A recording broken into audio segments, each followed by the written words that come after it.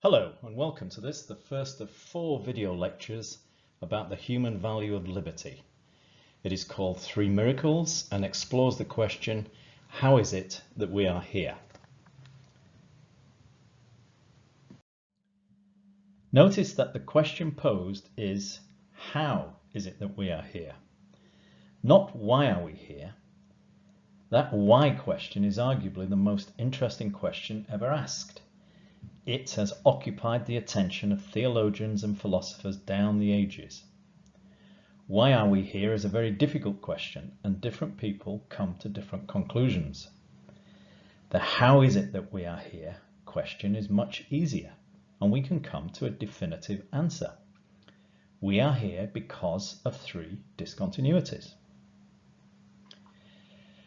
First up, 13.8 billion years ago, space-time, matter and energy burst into existence. Before the Big Bang there was nothing. By nothing, scientists mean no thing, not even space or time. Then, in a singularity, there is everything required for our universe to be as it is. A handful of finely tuned constants define how the universe is, and the universe can only be as it is. And everything is governed by the laws of physics. Through observation and theory, physicists are building a picture of what happened immediately after the Big Bang. But science cannot tell us anything about what there was before time began. The question itself is meaningless. Before time began. From no thing to everything is, to put it mildly, a discontinuity. Then around 4 billion years ago, life appeared on Earth. Physics describes the physical universe, and life is a physical phenomenon in that it is made of matter.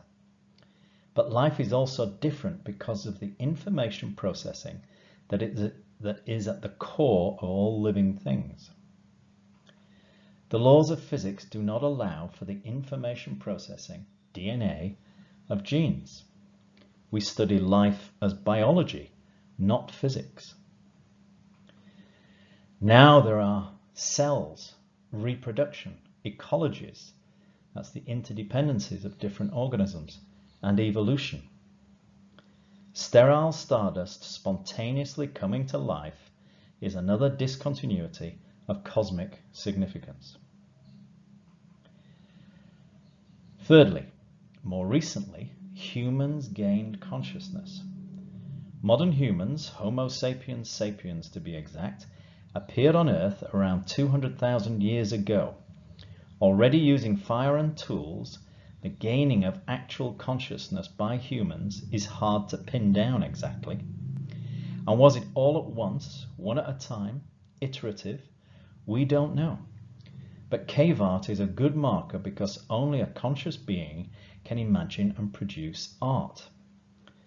Currently, the earliest known cave art is 35,400 years old at Timpuseng Cave in Sulawesi, Indonesia. There are other pointers to consciousness. Burial is one, reflecting on death and so creating a ceremony. And we can also imagine that our conscious ancestors were abstract thinkers, analysing what went wrong with a hunt and discussing how it might be done better next time. Maybe we should aim our rocks at the mammoth's head rather than the body. Neither physics nor biology can explain consciousness, the reflection and creativity when we use our imagination. Conscious beings are radically different to other animals. We can imagine. We can also consciously adapt our environment, develop technologies, and ourselves, change our cultures. Human animal to conscious human being is a third major discontinuity. The physical universe, life, and consciousness are fundamentally different things. Considering the goal of each is one way to appreciate the differences. Physical matter just exists. It has no goal. Rocks, neutron stars, rainbows, clouds, electrons, the element magnesium, and the rest have no goal. They just exist. Life's goal is life. Eat, avoid predators to survive, and reproduce, so some of your genes live on. It's the same for amoeba, fish, birds, plants, mammals, trees, and all living organisms, including us. In being made of physical matter and aiming to survive and reproduce, we are no different to any other life form on Earth. But the goal of consciousness is determined by the individually conscious being itself. Here, humans are unique on Earth, and so far as we know today, in the whole universe. Consciousness means that unlike other life forms, with just their survive and reproduce goals, we can consciously decide our own goals. And we are conscious as individuals, so we produce our goals as individuals. My goals are likely different to your goals. Many people don't like the idea of discontinuities that can't be explained. And given that we conscious humans have the capacity of imagination, the vacuum of knowledge can be filled. Let's look at some common explanations for the three discontinuities. How to explain the existence of everything. The world-bearing turtle, or elephant or serpent. A giant turtle supporting or containing the world features in the mythologies of Hindus, Chinese, and the indigenous peoples of the Americas. The Matrix movie. The plot revolves around human experience being the output of a computer program. The Multiverse Theory. Some theoretical physicists, taking time out from their busy day jobs as scientists, speculate that universes pop into and out of existence all the time. Explanations of the origin of the universe that come from theoretical speculation, the multiverse say, are no different to explanations that come from fiction, the movie The Matrix, for example. Both are interesting, indeed plausible, but evidence only of creative imaginations. Researchers see phenomena that behave as waves, suddenly disappear, then reappear as particles somewhere else. This could be seen as an indication of a parallel universe, or maybe the existence of a tooth fairy that eats waves and spits out particles.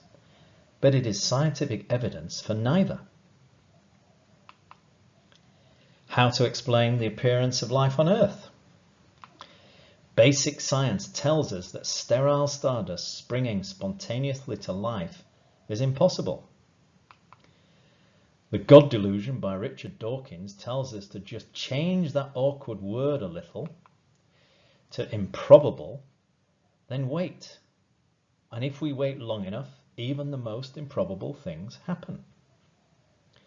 In this sense, improbable means that if you give monkeys a keyboard and wait long enough, they will produce the complete works of Shakespeare. But there is no scientific rationale for changing impossible to improbable. No more than there is a rationale for the hope of alchemy, that lead will spontaneously change into gold. Both possibilities remain impossible until proven otherwise. And how to explain human consciousness? Some put forward the explanation that consciousness is an emergent property. It just happens under certain evolutionary conditions. But evolutionary theory would suggest intermediate stages before the full consciousness we experience. The lack of evidence of any such intermediate stages suggests that consciousness is not a consequence of evolution. So the "it just happens" magic wand assertion is the best that anyone can come up with. There is no science in any of these or the many other attempted explanation of the three discontinuities.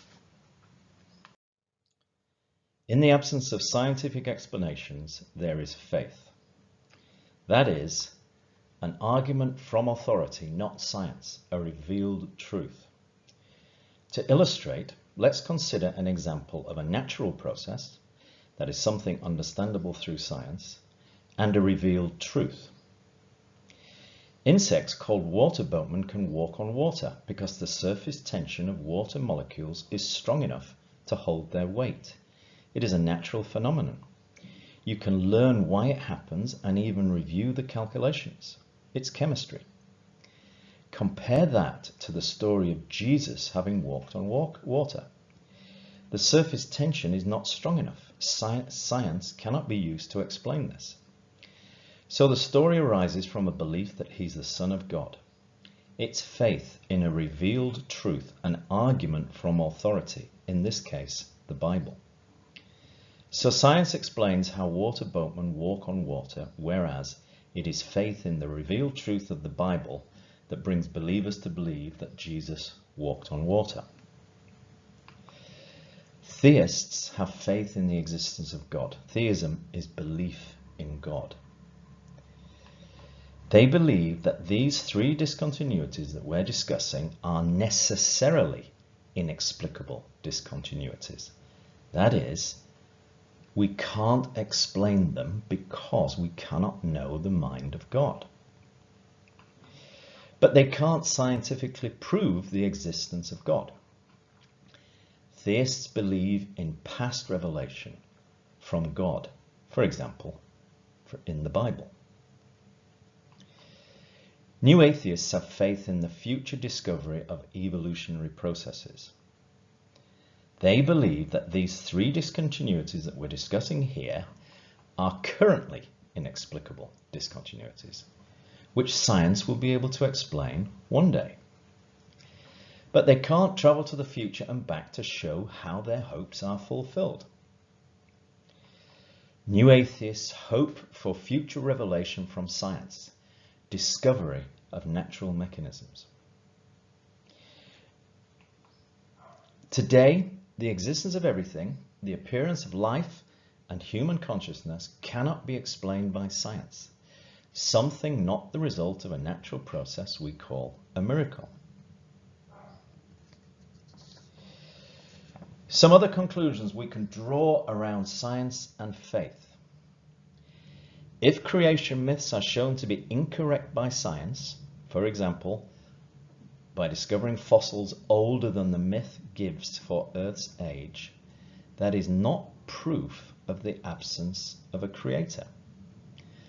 Likewise, new atheists only have their faith in future scientific revelation, but that is no proof that a creator exists. We live with the possibility of God.